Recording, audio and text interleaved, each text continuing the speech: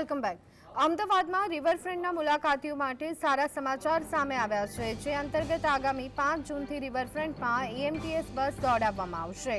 AMTS બસ દ્વારા mini એસી બસ પણ દોડાવવામાં આવશે। આ દરમિયાન રિવરફ્રન્ટ પર 10 કિલોમીટરનો રૂટ રહેશે અને સાથે જ રિવરફ્રન્ટ પર વાહન લઈને આવનાર મુલાકાતીઓને બસ ઉપલબ્ધ થતાં લોકોને હવે ચાલવું નહીં પડે।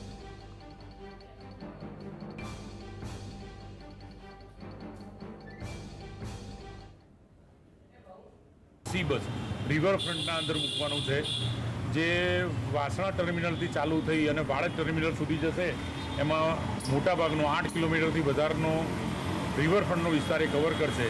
એના અંદર જે આપણા રિવરફ્રન્ટના જે મુખ્ય પોઈન્ટ છે એ બધાને આવરી લેશે।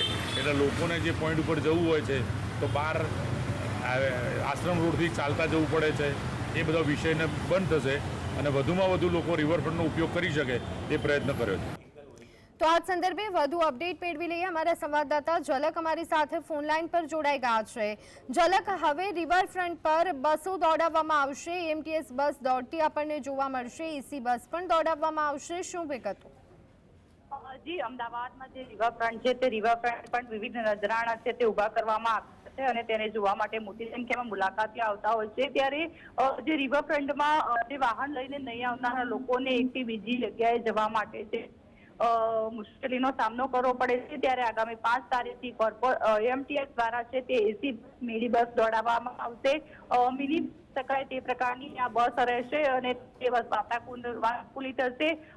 કિલોમીટરનો જે રૂટ છે તે નક્કી કરવામાં આવ્યો છે। વાસણા ટર્મિનલથી ઉપડીને બસ વાડજ સુધી જશે અને જે આંબેડકર બ્રિજ છે તે આંબેડકર બ્રિજથી બસ રિવરફ્રન્ટમાં ઉતરશે અને વાડજ ચંદ્રભાગાથી બહાર નીકળશે। આ કહી શકાય કે જે બસ શરૂ થતા હવે રિવરફ્રન્ટના મુલાકાતીઓ માટે બસની સુવિધા ઉપલબ્ધ થશે। હાલ તો પ્રારંભિક બસ દોડાવવામાં આવશે અને સારો પ્રતિસાદ મળશે તો બીજી બસો દોડાવવામાં આવશે। જી આભાર ઝલક, અમારી સાથે જોડાવા બદલ અને સમગ્ર માહિતી આપવા બદલ।